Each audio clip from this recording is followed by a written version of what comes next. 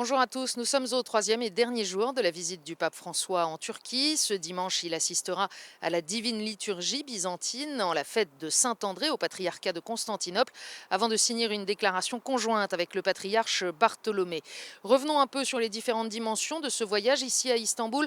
Nous avons demandé à monseigneur Pascal Golnisch, le directeur général de l'œuvre d'Orient et vicaire général de l'ordinariat des catholiques orientaux en France, pourquoi, avec l'éloge de l'effort consenti par la Turquie dans l'accueil des réfugiés, le pape avait tant insisté sur la liberté religieuse.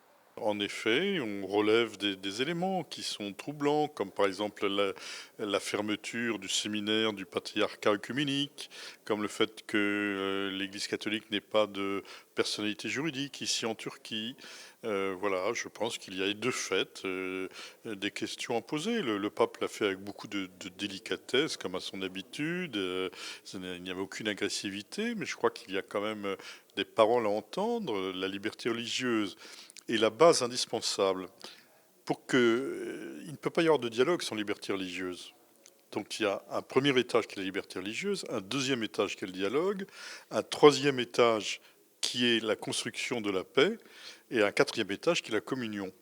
Et si nous ne prenons pas le premier étage de la liberté religieuse, rien ne peut se construire. On ne peut pas dialoguer, on ne peut pas se reconnaître les uns les autres sans une liberté de parole, une liberté de questionnement. Et je pense qu'il y a eu de la part du Saint-Père une parole assez forte sur un appel à plus de liberté religieuse.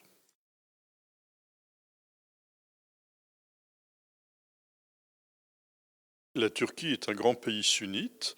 On sait que le monde sunnite est en crise lourde, grave, avec différentes conséquences. Les conséquences d'un djihadisme violent, mais aussi comme conséquence des chercheurs de bonne volonté, des universitaires, des intellectuels qui cherchent comment justement cet islam sunnite peut évoluer vers une société moderne, vers s'inscrire dans le contexte international des nations.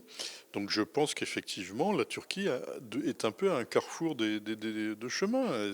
Que veut exactement la Turquie? Où est-ce qu'elle veut se situer? Est-ce qu'elle veut se replier sur elle-même ou est-ce qu'elle veut pouvoir inscrire le monde sunnite dans le monde international et vers plus de modernité? Il y a un choix qui est posé.